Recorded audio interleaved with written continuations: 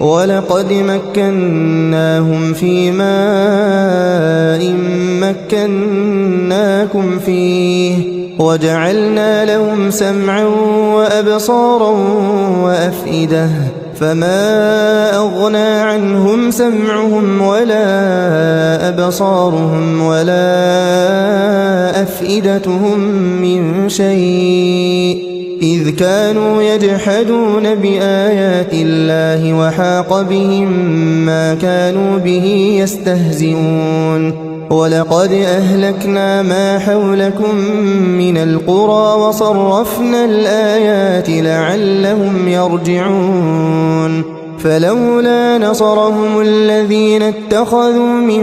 دون الله قربانا آلهة